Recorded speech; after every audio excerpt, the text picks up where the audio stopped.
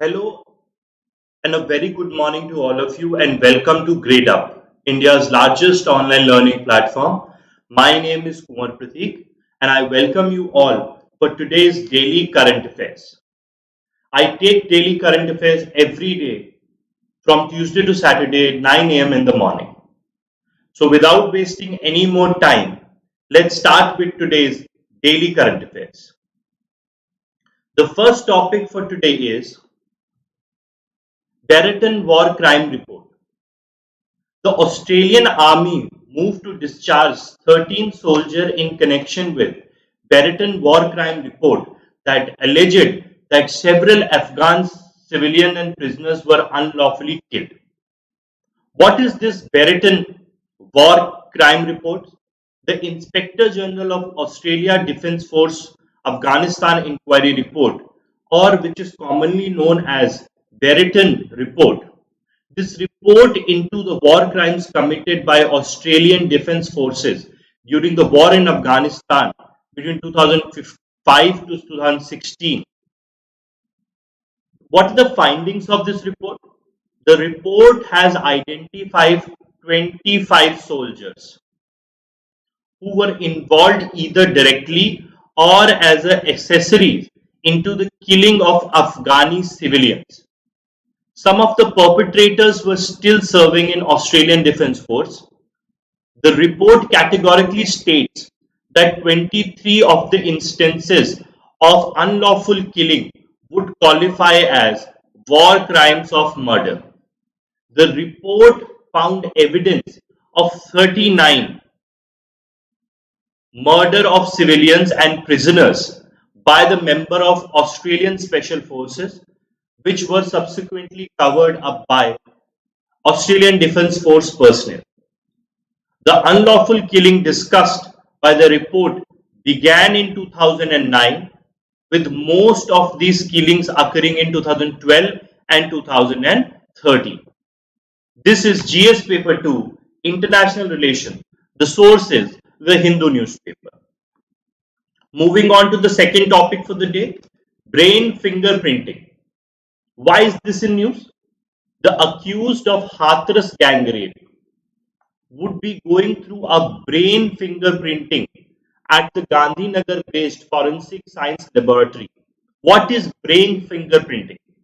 It is known as brain electrical oscillation signature profiling. It is a neuropsychological method for interrogation in which the accused participates in the crime. The crime is investigated by studying the brain's responses. The brain electrical oscillation signature profiling, which is BEOSP test, is carried out via a process known as electroencephalogram, conducted to study the electrical behavior of human brain. Okay, now moving on. What is the procedure of brain fingerprinting? Under this test, consent of accused is first taken. So consent is first. Then they are then made to wear a cap with dozens of electrode attached to them. The accused are then shown visuals and played audio clips related to the crime to check if there is any triggering of neurons in their brain, which then generates brain waves. So, second is cap to test the brain activity. The test results are then studied to determine the participation of accused in the crime.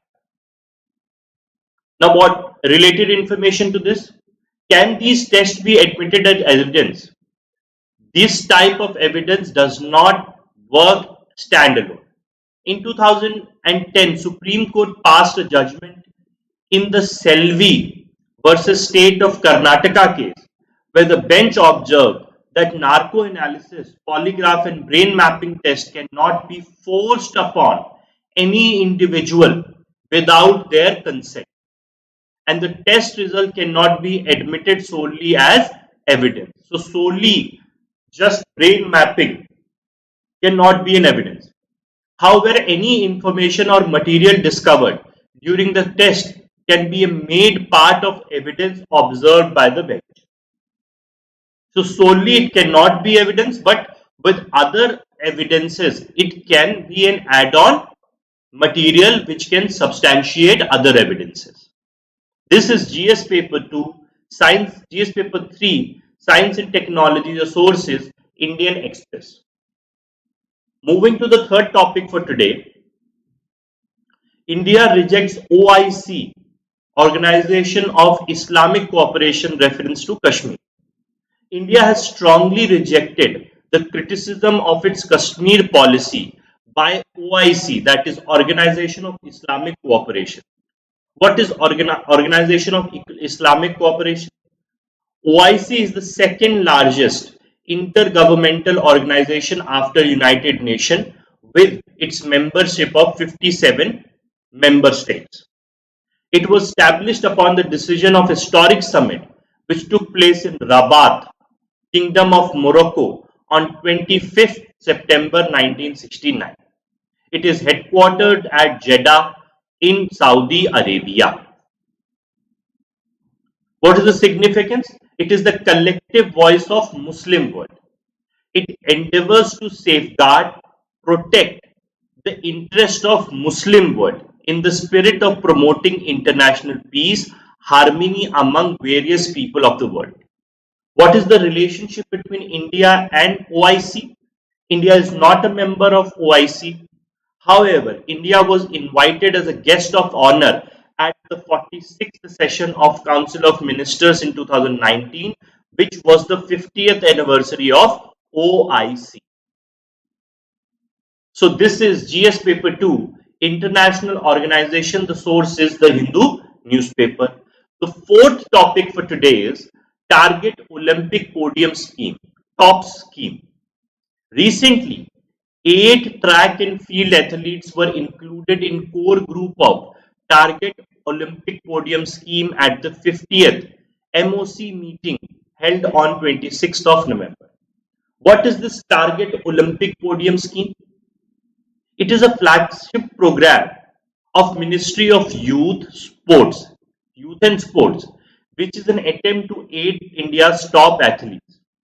The scheme looks to add premium to the preparation of these athletes so that they can win Olympic medal in 2020 and 2024 Olympic Games. Under this scheme, the Department of Sports shall identify athletes who are potential medal winners for 2020 and 2024 Olympics. The idea behind the scheme is to keep an eye on future and fund the developmental group of athletes who are medal prospects in Olympic Games in Paris 2024 and Los Angeles Games of 2028. So what is this Mission Olympic Cell MOC which has added these 8 athletes? Mission Olympic Cell is a dedicated body created to assist the athletes who are selected under the TOPS scheme. Mission Olympic Cell is under the chairmanship of Director General Sports Authority. What are the function of MOC? To approve customized program for athletes chosen under the TOPS scheme, to recommend financial disbursement for customized program, to support, monitor and review progress of athletes in accordance with the training program, to set regular reporting structure on athlete training program, to take decisions on sudden unanticipated requirements and need of athletes, and to communicate regularly with athletes on their progress, requirements and perspectives. This is GS paper 2, governance topic, important scheme. The source is Press Information Bureau. The fifth topic for today is cold wave. Delhi and the other parts of North India have been witnessing cold wave conditions and will witness cold wave condition in the coming days. Now, what is a cold wave? Cold wave is declared when there is significant drop in minimum night or nighttime temperature. So what are the criteria of cold wave? India Meteorological Department criteria for cold wave in the plain is that minimum temperature should be 10 degrees or lower, and the departure from normal minimum temperature should be 4.5 degrees or less than 2 consecutive days. So if the minimum temperature is less than 10 Celsius, or the deviation from the normal minimum temperature is 4.5 degrees centigrade for 2 consecutive days, then it is declared a cold wave in plains.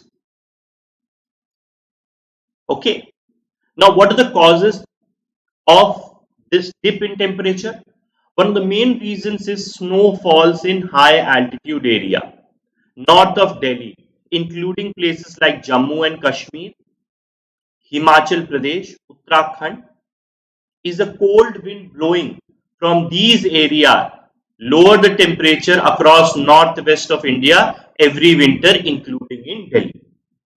La Nina phenomena is also behind the below normal drop in temperature. So what is La Nina?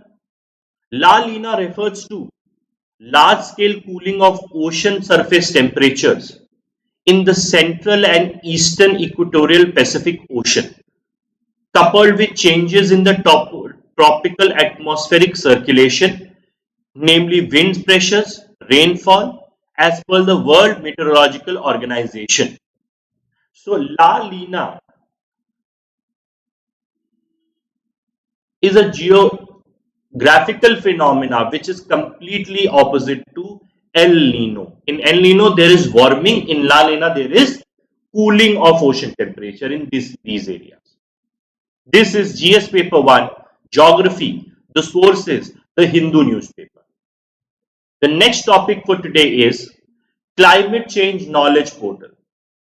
Ministry of Environment, Forest and Climate Change has recently launched the climate change knowledge portal. Okay.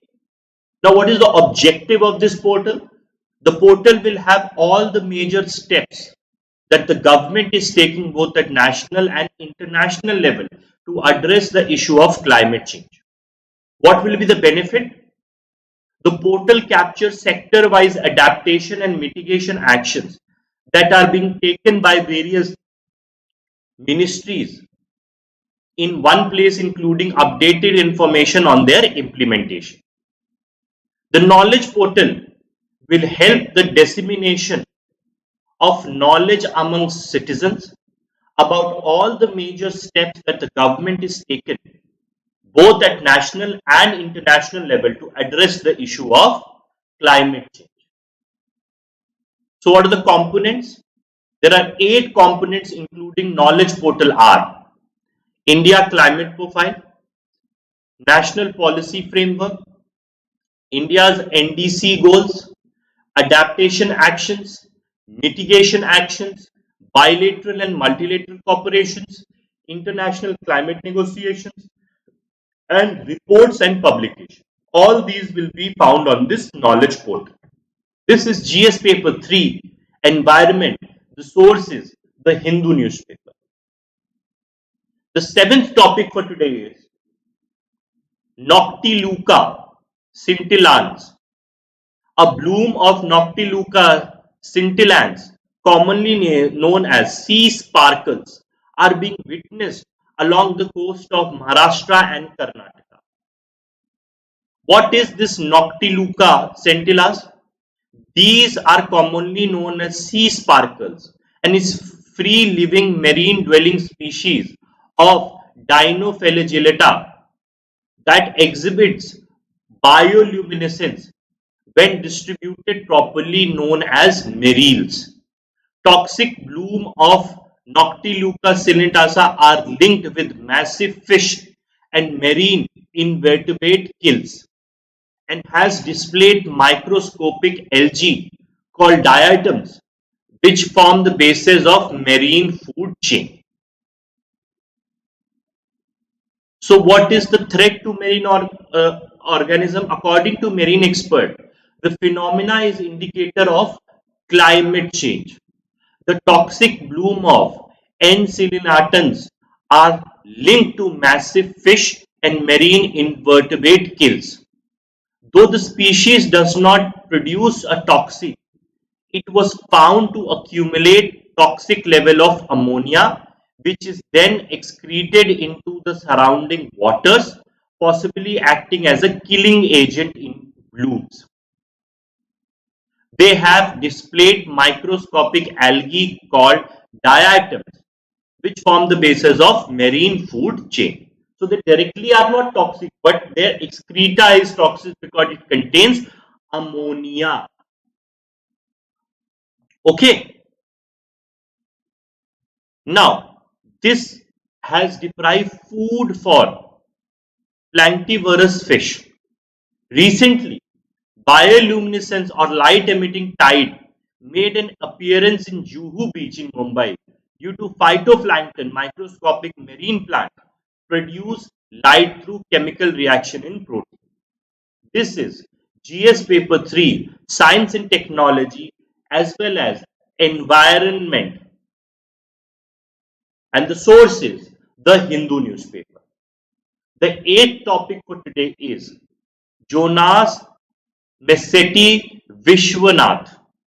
Prime Minister Narendra Modi has recently highlighted the work and accomplishments of Jonas Messetti in the radio program Man Ki Baat. Who is Jonas Messetti Vishwanath? Messetti, a mechanical engineer, is a founder of organization Vishwavidya located in the hills of Petropolis, about an hour away from Rio de Janeiro. It is here he teaches hundreds of his students about the ancient Indian sacred texts, including the Bhagavad Gita and Vedanta. He also teaches Sanskrit, mantras, and Vedic culture. This is GS paper 1, important personality. The source is All India Radio. The ninth topic for today is super dam coming on upper Brahmaputra river. China will build a super dam on lower reaches of Yarlung Zangbo river along the line of actual control in Tibet.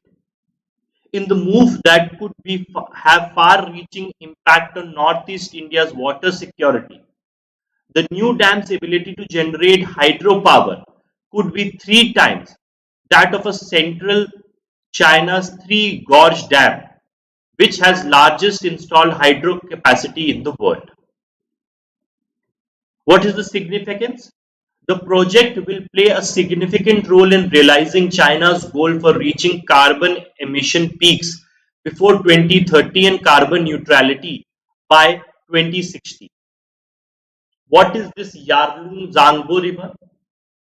It is known as Yarlung Sangpo or Yarlung Zangbo river. It is originating in Tibet Autonomous Region.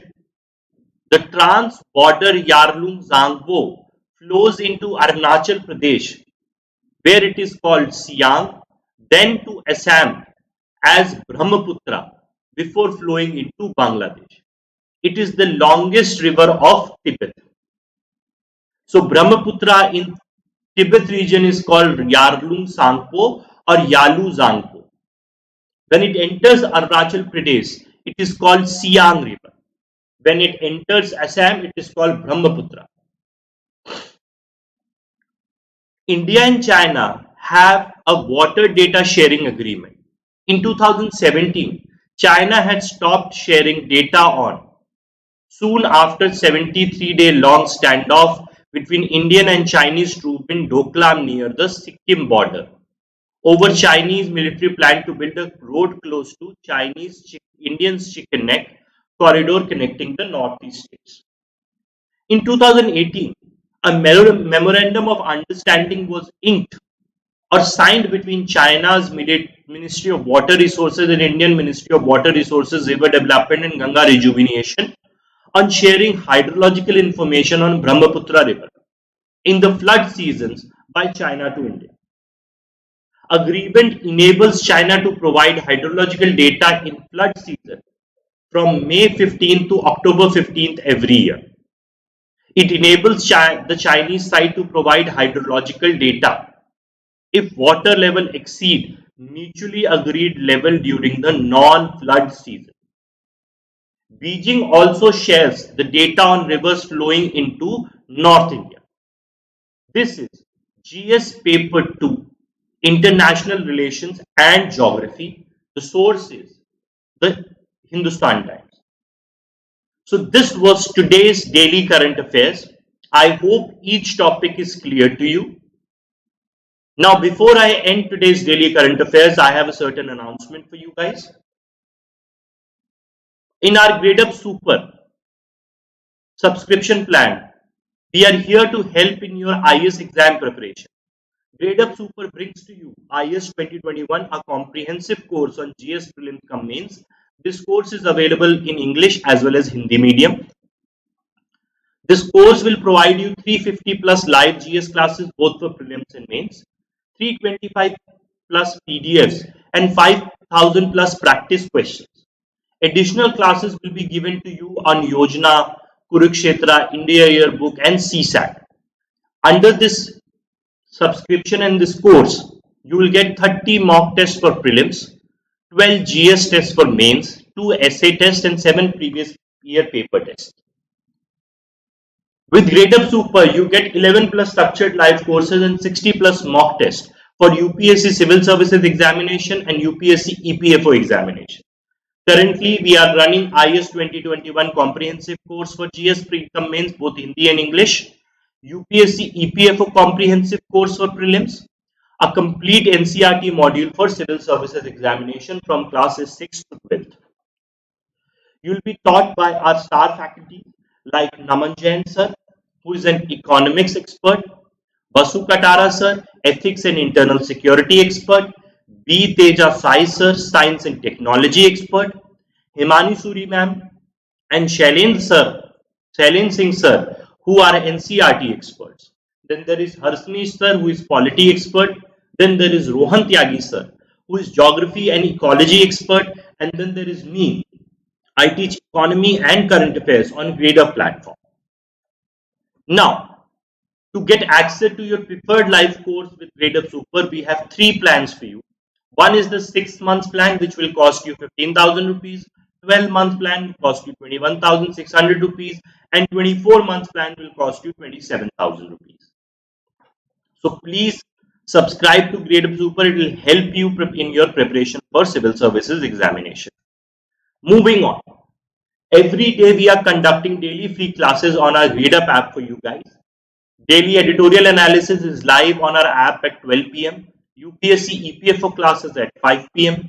Special 5 lecture series every week at 7 p.m. GS for IAS, IAS 2021 ranker series at 8 p.m. And daily current affairs on our app is every day live at 9 p.m. Apart from this, we are conducting free classes for you guys on YouTube as well. Like I conduct daily current affairs every day 9 a.m. in the morning from Tuesday to Saturday. So these were few announcements which I had to make. With this, I take your leave. Thank you very much. I will see you guys tomorrow again, same time. Thank you very much.